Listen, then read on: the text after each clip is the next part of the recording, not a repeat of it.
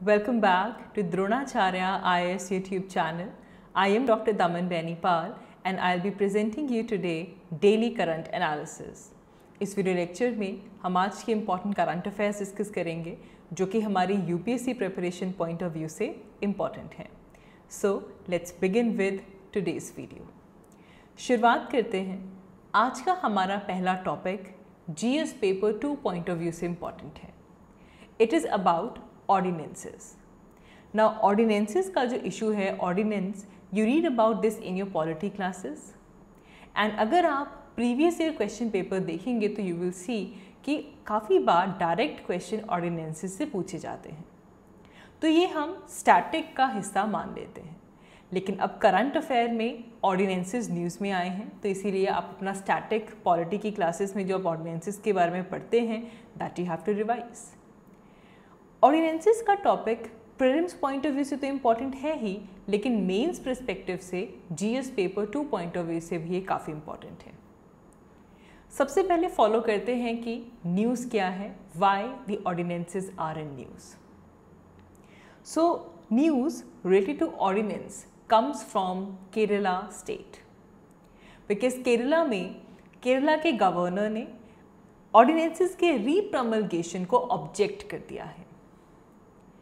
State government ने कुछ 11 ordinances रीप्रमलगेशन के लिए गवर्नर के पास भेजे थे and governor took the exception to this. Governor objected it कि स्टेट गवर्नमेंट बार बार ऑर्डिनेंसेस को री इशू करती जा रही है इंस्टेड कि वो असेंबली से इसे रेटिफाई कराएं एक एग्जीक्यूटिव ऑर्डर्स ने, जिससे कि ये जो पर्टिकुलर रूल है या फिर जो ऑर्डिनेंस है ये असेंबली के थ्रू रेटिफाई हो सके. Instead of that the Kerala government is री इशूइंग द ऑर्डिनेंसेस. इस इशू को लेकर केरला के गवर्नर ने इसे ऑब्जेक्ट किया है. Now governor here basically says that it is the subversion of the legislative process. आप legislative process को bypass कर रहे हैं, आप सीधा ordinances लेकर आ रहे हैं.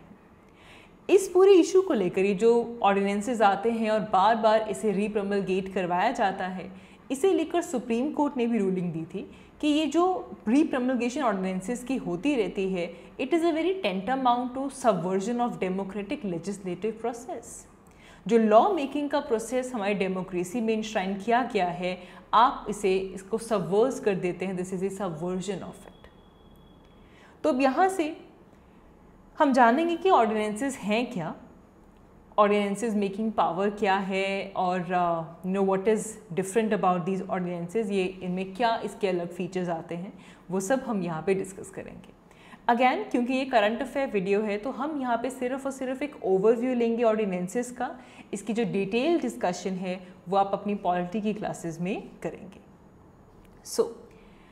सबसे पहला क्वेश्चन हमारे मन में आता है कि भाई ये चीज़ क्या है. ऑर्डिनेंस को लेकर गवर्नर ने ऑब्जेक्ट कर दिया. What is an ordinance? So ordinance is any law which is promulgated by the president when Indian Parliament is not in session. जब आपकी पार्लियामेंट सेशन में नहीं है, monsoon session, winter session, right, summer session, आपके पास session में नहीं है parliament, but एक लॉ निकाला गया और उसे प्रेसिडेंट ने प्रमलगेट किया. This is called as ordinance. जिस तरह जब पार्लियामेंट कोई एक्ट पास करती है, जिस तरह वो एक्ट लागू होता है, सिमिलरली ऑर्डिनेंसेस भी सेम तरीके से लागू होते हैं. ऑर्डिनेंसेस का भी सेम लीगल फोर्स है, बट फ़र्क सिर्फ इतना है, these ordinances are temporary in nature. ये जब तक पार्लियामेंट का सेशन नहीं होता तब तक के लिए ही ऑर्डिनेंसेस लीगल फोर्स पे रहते हैं. जैसे ही पार्लियामेंट का सेशन आ जाता है ये इनको आपको रेटिफाई करवाना पड़ता है फ्रॉम द पार्लियामेंट. इसको एज एन एक्ट आपको पास करवाना होगा, अदरवाइज ये नल एंड वॉइड हो जाता है. हमारे इंडियन कॉन्स्टिट्यूशन में सबसे पहले ऑर्डिनेंस मेकिंग पावर जो है that is the power of president, जो कि आर्टिकल 1, 2, 3 से आती है. आर्टिकल 1, 2, 3 क्योंकि पार्लियामेंट सेशन नहीं चल रहा है और एक लॉ आना है, तो उसे लेकर 1, 2, 3 बहुत क्विकली हमारे पास प्रेसिडेंट के पास ये लॉ मेकिंग पावर आ जाती है, जिसमें प्रेसिडेंट ऐसे ऑर्डिनेंसेस इशू कर सकता है when the parliament is having the recess. And therefore it is not possible कि आप पार्लियामेंट के थ्रू उस लॉ को पास करवाएं। तो इसीलिए आर्टिकल 1, 2, 3 के तहत जो प्रेसिडेंट है वो ये लॉ मेकिंग पावर उनके पास आती है। लेकिन कुछ लिमिटेशंस भी हैं। अब जैसे कि ऑर्डिनेंसेस प्रेसिडेंट कब प्रोमलगेट कर पाएंगे? When one of the either of the two houses is not in session. या तो लोकसभा नहीं है या फिर दोनों ही हाउसेज नहीं है। ऐसे केस में जो प्रेसिडेंट है वो ऑर्डिनेंसेस प्रोमलगेट कर सकते हैं।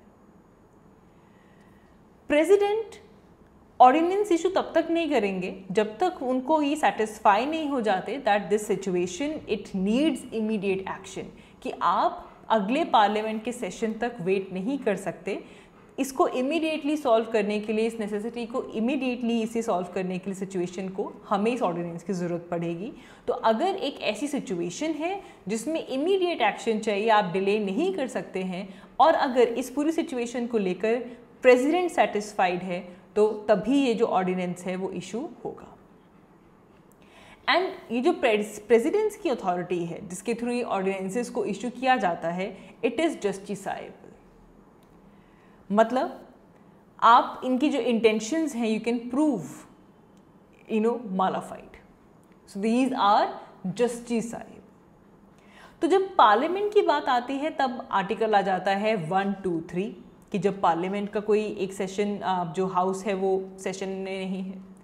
सेम चीज़ स्टेट गवर्नमेंट्स के पास भी है, और स्टेट गवर्नमेंट्स में ये ऑर्डिनेंस मेकिंग पावर गवर्नर के पास है। जैसे सेंटर में प्रेसिडेंट के पास है, वैसे ही स्टेट में ये जो पावर है ये गवर्नर के पास है। पार्लियामेंट में आर्टिकल था 1, 2, 3, प्रेसिडेंट जिसके तहत ऑर्डिनेंसेस दे रहे थे। स्टेट्स में गवर्नर जब ऑर्डिनेंस पास करता है तो दैट इज थ्रू 2, 1, 3। याद रखेंगे 1, 2, 3, 2, 1, 3। So under Article 213, the governor of the state may issue the ordinance when the state legislative assembly is not in the session. जब स्टेट की लेजिस्लेटिव असेंबली सेशन में नहीं है, ऐसे केस में गवर्नर ऑर्डिनेंसेस इशू कर सकता है। अच्छा, अब अगर कोई ऐसी स्टेट है जहाँ पे बाई कैमरल लेजिस्लेचर चल रहा है, तो अगर उनके एक हाउस प्रेजेंट नहीं है या फिर दोनों ही हाउसेस सेशन में नहीं है, ऐसे केस में भी गवर्नर ऑर्डिनेंस पास कर सकता है। तो अब देखिए यहाँ पे सेशन नहीं है, पार्लियामेंट का सेशन नहीं चल रहा, लेजिस्लेटिव असेंबली का सेशन नहीं चल रहा, लेकिन कोई ऐसी सिचुएशन है जिसे लेकर इमीडिएट एक्शन चाहिए, तो बिना पार्लियामेंट से एक्ट पास करवाए ऑर्डिनेंसेस के थ्रू वो पर्टिकुलर जो आपका डिसीजन है, जो पर्टिकुलर रूल्स एंड रेगुलेशंस हैं वो इनैक्ट हो जाते हैं। और जैसे कि हमने पहले कहा था कि ये टेम्परेरी बेसिस पे होता है। नाउ ऑर्डिनेंसेस की जो प्रॉपर्टीज़ है ना वो समझनी बहुत ज़रूरी है। यहाँ से मेनली क्वेश्चंस पूछे जाते हैं। पहली चीज़ ये है कि जो ऑर्डिनेंस है वो रेट्रोस्पेक्टिव हो सकता है। It means that it can be enacted prior to its approval.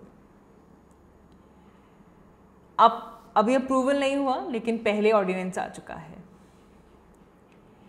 And अगर ऑर्डिनेंस पार्लियामेंट जब सेशन में है और ordinance is passed by the parliament is in session, it is null and void, क्योंकि इसका मेन क्लॉज ही यही है कि जब पार्लियामेंट का सेशन नहीं चल रहा, only then ordinances can be passed.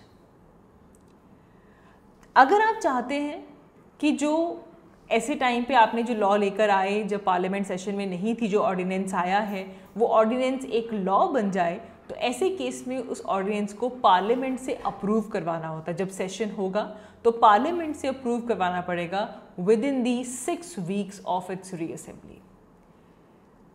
Next session के पहले 6 वीक्स के अंदर जो ऑर्डिनेंस है that has to be approved, नहीं तो इसकी जो एग्जिस्टेंस है वो टर्मिनेट कर दी जाती है। अगर पार्लियामेंट के सेशन के 6 वीक्स के विद इन इसे लेकर कोई भी एक्शन नहीं लिया गया, ऐसे लॉ नहीं बनाया गया, तो उस रीअसेंबली के बाद उस ऑर्डिनेंस को टर्मिनेट कर दिया जाता है। कोई भी एक्ट हो, कोई भी लॉ हो, कुछ भी हो जो कि ऑर्डिनेंसेस के थ्रू आया है, वो अपनी एक्सपायरी डेट तक ही वैलिड है।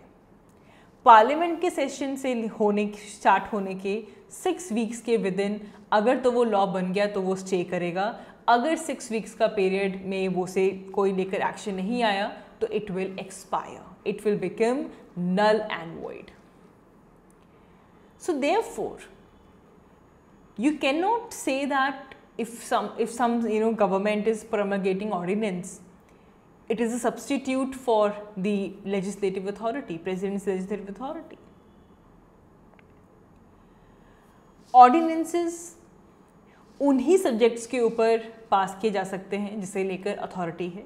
अगर आप पार्लियामेंट की बात करेंगे तो आपकी जो यूनियन लिस्ट है, जो कॉन्करेंट लिस्ट है, स्टेट की बात करेंगे तो अपनी स्टेट लिस्ट या कॉन्करेंट लिस्ट के ऊपर लेकर ही जिन इश्यूज़ को के लिए लॉ बनाने की अथॉरिटी है, सिर्फ उन्हीं के लिए ऐसे इश्यूज़ आ सकते हैं, ऑर्डिनेंसेस आ सकती हैं। ऑर्डिनेंसेस बनाकर आप फंडामेंटल राइट को रिवोक नहीं कर सकते। ऑर्डिनेंस एक तो 6 वीक्स के अंदर अगर पास नहीं किया गया तब तो नल एंड वॉइड हो ही जाएगा। अगर पार्लियामेंट का सेशन होते ही if both the houses they pass the resolution opposing this particular ordinance, then also it will be declared as null and void. तो ये आप यहाँ पे अब इसका मिसयूज हो जाता है, हम डिस्कस करेंगे इसको लेकर चैलेंजेस क्या हैं, बट पहले इसके फीचर्स समझें। अब जब हम देखते हैं कि ऑर्डिनेंस मेकिंग पावर बहुत बार मिसयूज हो जाती है, डेलिबरेटली ऑर्डिनेंसेस बनाकर जो आपका लेजिस्लेचर है उसे बाईपास किया जाता है कि कोई डिबेट ना हो, कोई डेलिबरेशंस ना आए, कि किस तरीके से कोई आपके पास कोई आप लेजिस्लेटिव प्रपोजल लेकर आ रहे हैं without any debate, without any deliberation वो पास हो रहा है। तो it is against the ethos and the spirit of our democracy. You cannot deliberately bypass our legislature. और उससे भी बड़ा इशू है जिसकी वजह से ऑर्डिनेंसेस न्यूज में आए हैं, दैट इज री-प्रमलगेशन। कि सेशन में नहीं था, ऑर्डिनेंस आ गया, जब तक कि अगला सेशन नहीं होता ऑर्डिनेंस चल रहा है, और 6 वीक्स के बाद ऑर्डिनेंस जो है वो टर्मिनेट हो गया। जैसे ही सेशन खत्म हुआ फिर वही सेम ऑर्डिनेंस आ गया, फिर सेशन की शुरुआत से लेकर 6 वीक्स तक वो टर्मिनेट हो गया, फिर आ गया। तो इसे कहते हैं रीप्रमलगेशन। अब अगर ऑर्डिनेंस इस तरीके से रीप्रमलगेट हो रहा है तो मतलब पार्लियामेंट में जाकर उस पर्टिकुलर लॉ और उस लेजिस्लेशन के लिए, उस रूल के लिए, कोई उस एक्ट के लिए कोई डिबेट एंड डिस्कशन हो ही नहीं रही है। So it is a fraud on the constitution and therefore ये जो अभी करंटली इशू चला है, it is subversion of the democratic legislative process. The government persistently avoid placing such ordinances before the legislature. So you're deliberately bypassing, you're deliberately not discussing that particular law in the parliament or in the state legislative assembly, and this is the reason why presently भी, currently भी इसी issue की वजह से ये पूरा का पूरा आर्टिकल न्यूज़ में आया है। Apart from this there is another issue with the misuse of ordinances, that is the undermining of the doctrine of separation of power. Now हमारे पास एक बहुत इंपॉर्टेंट केस आता है, Keshavananda Bharati versus state of Kerala case, जिसमें supreme court ने कहा था कि जो सेपरेशन ऑफ पावर है it is the basic feature of our constitution. And जब ये बार बार रीप्रमलगेशन होती है, इससे कहीं ना कहीं हमारे जो सेपरेशन ऑफ पावर है वो अंडरमाइन होती है, बिकॉज यहाँ पे जो एग्जीक्यूटिव हैं they are making the permanent legislation without legislative input और एनी अप्रूवल। तो इससे सेपरेशन ऑफ पावर, जो doctrine of separation of power है वो अंडरमाइन होती है। फिर जो एक चीज़ हमने कही थी कि सेटिस्फैक्शन ऑफ प्रेसिडेंट, कि जो ऑर्डिनेंसेस हैं वो तभी प्रमलगेट हो पाएंगे जब प्रेसिडेंट सेटिस्फाइड है कि ऐसी सर्कमस्टेंस आ चुकी है जिसे लेकर इमीडिएट एक्शन चाहिए, तो इसीलिए ऑर्डिनेंस आएगा। यहाँ पे ये जो सेटिस्फैक्शन टर्म यहाँ पे यूज़ की गई है, it provides the scope of misuse of the power. अब इस इशू को लेकर बहुत बार सुप्रीम कोर्ट की जजमेंट्स भी आई हैं एंड कहीं ना कहीं ऐसी जजमेंट्स को इग्नोर किया जा रहा है, जैसे कि DC Wadhwa versus state of Bihar. इसमें आर्ग्यू किया गया था कि जो लेजिस्लेटिव पावर है एग्जीक्यूटिव की, जिसके थ्रू वो ऑर्डिनेंसेस प्रोमलगेट करते हैं, this has to be used in exceptional circumstances. आप इसे लॉ मेकिंग पावर का सब्स्टिट्यूट बनाकर यूज़ नहीं कर सकते, इसे सिर्फ और सिर्फ एक्सेप्शनल सर्कमस्टांसेस में यूज़ किया जाएगा। फिर इसी तरह Krishna Kumar Singh versus state of Bihar में भी ये कहा गया कि जो ऑर्डिनेंसेस हैं दीज आर नॉट एब्सोल्यूट इंटरेस्टमेंट, ये सिर्फ और सिर्फ हमारे पास कंडीशनल सेटिस्फैक्शन के ऊपर बेस्ड हैं कि ऐसी सर्कमस्टांस आ चुकी है जिसको लेकर एक इमीडिएट एक्शन की ज़रूरत है, ये सुप्रीम कोर्ट ने कहा है। इवन दो ऐसी टफ जजमेंट्स आ चुकी हैं ऑर्डिनेंसेस को लेकर, बट स्टिल चाहे वो सेंट्रल गवर्नमेंट हो चाहे वो स्टेट गवर्नमेंट हो, they are ignoring the supreme court's observation. जैसे कि 2013-14 में अगर देखा जाए तो सिक्योरिटीज़ लॉज अमेंडमेंट ऑर्डिनेंस जो था वो 3 बार प्रोमलगेट किया गया। तो इससे हम देख पा रहे हैं कि जब सेशन आया है तब डिस्कस नहीं हुआ, सेशन ख़त्म हुआ फिर आ गया, तब तक नेक्स्ट सेशन तब तक चलता जा रहा है, फिर सेशन आया, फिर टर्मिनेट हुआ, फिर आया। तो ये जो यहाँ पे इश्यूज आती हैं, this are the misuse of ordinances. तो हमारे कॉन्स्टिट्यूशन में जो सेपरेशन ऑफ पावर है, जो लेजिस्लेचर, एग्जीक्यूटिव, जुडिशरी, इन सब में जो पावर सेपरेट की गई है, this is a basic principle and enacting laws in this kind of way, this is the function of the legislature. लेकिन जो एग्जीक्यूटिव हैं they are showing this self restrainment and they using the ordinance power only in the unforeseen and urgent matters and not to use this to evade the legislative scrutiny or legislative debates. तो ordinances का issue यहाँ से important हो जाता है। Apart from this, हमारा next article environment point of view से important है। It is about purslane weed. It's a common weed जिसका पूरा नाम है Portulaca orilacea एंड इसे बहुत कॉमनली पर्सलेन कह दिया जाता है and it is giving some important clues कि ये एक ड्रॉट टॉलरेंट क्रॉप है एंड ये वर्ल्ड के बेहस्ट जो क्लाइमेट चेंज एरियाज़ जो हैं वो ड्रॉट रीजन्स जो हैं वहाँ पे ये सर्वाइव कर सकती है। एंड अगर हम इस पर्सलेन को स्टडी करें तो इसमें एवोल्यूशनरी काफ़ी अडेप्टेशंस हो चुकी हैं जिससे कि ये काफ़ी प्रोडक्टिव है और साथ ही में जो ड्रॉट टॉलरेंट भी ये काफ़ी ज़्यादा है। And this is a very unlikely combination for a plant कि वो प्रोडक्टिव भी हो और ड्रॉट टॉलरेंट भी हो। एंड ये जो प्लांट है ये इस तरह से इवॉल्व हुआ है, एक ऐसा मैकेनिज्म यहाँ पे आया है जिससे कि उन्होंने अपनी जो फोटोसिंथेसिस है उसे इम्प्रूव कर लिया है। द प्रोसेस ऑफ फोटोसिंथेसिस जिसमें जो प्लांट है वो सनलाइट यूज़ करता है और जो न्यूट्रिएंट्स इनको सिंथेसाइज करता है by using carbon dioxide and water.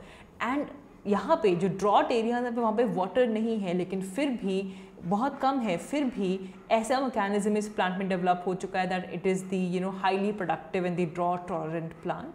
And इसे काफ़ी फोक मेडिसिन के तौर पे भी यूज़ किया जाता है in the form of the febrifuge और द एंटीसेप्टिक वर्जिफ्यूज के तौर पे भी इसे यूज़ किया जाता है। तो ये काफ़ी इंपॉर्टेंट स्पीशी है जिसने अपनी एवोल्यूशनरी अडेप्टेशंस की वजह से यहाँ पे न्यूज़ में ये आया है। सो इसका नाम आप याद रखेंगे। मूविंग अहेड, हमारा जो नेक्स्ट आर्टिकल है वो GS paper 2 point of view से इम्पॉर्टेंट हो जाता है। It is about the Palestine Israel cease fire. तो पैलेस्तीन इज़राइल का इशू दोबारा न्यूज़ में है बिकॉज रिसेंटली इज़राइल और जो पैलेस्टीनियन मिलिटेंट्स हैं इनके बीच में कुछ 3 डेज़ वायलेंस के चले हैं जिससे कि जो सीज़ फायर जो थी वो कहीं ना कहीं वायलेट की गई है। And this has dozens were killed from the Palestinians, they were killed and this has disrupted the life of people living in Gaza, the Israelis in Gaza। तो ये पूरा का पूरा इशू न्यूज़ में आया है। ये जो रिसेंट फ्लेयर अप हुआ था ये इज़राइल और गाज़ा मिलिटेंट ग्रुप्स के बीच में हुआ था एंड इज़राइल और हमास ने 11 डे वॉर लड़ी थी लास्ट ईयर एंड उसके बाद ये अब उस सीज फायर के बाद ये अब दोबारा फ्लेयर अप हुआ है। अब देर आर रिस्क कि ये जो क्रॉस बॉर्डर फाइटिंग चल रही है between these 2 parties this can turn into a full fledged war and as no truce was reached. तो ये पूरा का पूरा इशू थोड़ा इम्पॉर्टेंट हो जाता है यहाँ से। हमारे लिए इज़राइल पैलेस्तीन कॉन्फ्लिक्ट जो है उसे समझना काफ़ी ज़्यादा इम्पॉर्टेंट हो जाता है यहाँ पे। आप इसको अपने IR की क्लासेस में पढ़ते हैं, इंटरनेशनल रिलेशंस की क्लासेस में हम इज़राइल पैलेस्तीन कॉन्फ्लिक्ट को डिस्कस करते हैं। तो सबसे पहले हमें पता होना चाहिए कि इस पूरे कॉन्फ्लिक्ट की इंसेप्शन कब हुई थी। तो बेसिकली यूनाइटेड नेशंस ने एक अरब जूइश पार्टीशन जो था उसे प्रपोज़ किया था, जो कि पैलेस्तीन के बीच में था कि जो पैलेस्तीन है उसका अरब और जूइश पार्टीशन किया जाए, तो जिसको पैलेस्तीन और न्यू स्टेट ऑफ इज़राइल के अंदर बांटा जाएगा। इस प्लान के अंदर ये मैंडेट किया गया था कि जो 53% लैंड है वो जूइश मेजॉरिटी स्टेट बनेगा, इज़राइल बनेगा, और जो 47% है वो पैलेस्तीनियन मेजॉरिटी स्टेट बनेगा, पैलेस्तीन बनेगा। लेकिन इस आइडिया को अरब कंट्रीज़ जो मिडिल ईस्ट में हैं उन्होंने इसे सपोर्ट नहीं किया, जिसके बाद हमारे पास फर्स्ट अरब इज़राइली वॉर होती है, जिसमें जो जूइश पैरामिलिट्री ग्रुप्स थे उन्होंने मिलकर एक स्टेट ऑफ इज़राइल बनाया and by force in 1948। But इसकी वजह से एक डेडली वॉर शुरू हो गई अरब के नेबर्स में। Israel, Egypt, Iraq, Lebanon, Syria, Jordan, ये सब 1948 में आपस में लड़ रहे थे, and this was the first Arab Israeli war. हालांकि इस वॉर को इज़राइल ने विन किया था and they ended up occupying more land, जो कि पहले UN का जो पार्टीशन प्लान था 1947 का, उससे ज़्यादा लैंड अब इज़राइल ने ऑक्यूपाई कर लिया था। And then the Palestinians they were forced to get out of their houses, and क्योंकि वहाँ पे जो स्टेट ऑफ इज़राइल थी वो क्रिएट की गई थी इन द हिस्टोरिकल पैलेस्तीन इन 1948। इस इवेंट को पैलेस्टीनियंस नकबा कहते हैं, कैटास्ट्रॉफ कहते हैं। There were 28 of the Palestinian families, those who moved to the Sheikh Jarrah, which is the East Jerusalem, और वहाँ पे जाकर वो सेटल डाउन हो जाते हैं। जिसके बाद 1967 में 6-day वॉर होती है। अरब कंट्रीज़ इज़राइल को as a country, as a state recognise नहीं करते हैं, जिसकी वजह से दोबारा एक 6-day वॉर होती है। इसे भी इज़राइल जीत लेता है और वो पैलेस्तीन का और भी काफ़ी हिस्सा ऑक्यूपाई कर लेता है, जो कि West Bank, Gaza strip, East Jerusalem वाला एरिया है, which houses the holy city, the old holy city, वो भी इज़राइल के कंट्रोल में आ जाती है। जो सीरियन गोलन हाइट्स थी और इजिप्ट का जो सिनाई पेनिनसुला था वो भी इज़राइल ऑक्यूपाई कर लेता है। 1970s में जूइश एजेंसीज थी, उन्होंने डिमांड किया कि वहाँ पे जो फैमिलीज़ हैं उस लैंड को छोड़कर चले जाएं। इसी के साथ साथ ऑस्लो अकॉर्ड्स भी इम्पॉर्टेंट हो जाते हैं। These Oslo accords they were backed by United Nations, जो कि इजरायली गवर्नमेंट और पैलेस्तीन लिबरल ऑर्गेनाइजेशन ने आपस में साइन किया था। 1993 में इसे साइन किया गया था। इस अकॉर्ड के थ्रू जो वेस्ट बैंक है उसका कुछ पार्ट पैलेस्तीन की अथॉरिटीज़ के अंडर कंट्रोल आ चुका था। अब प्रेजेंट सिनेरियो क्या है? देखिए, प्रेजेंटली अगर हम देखें तो इज़राइल पूरे के पूरे जेरूसलेम को अपनी कैपिटल कंसिडर करता है, सिर्फ पार्ट नहीं बट द एंटायर जेरूसलेम।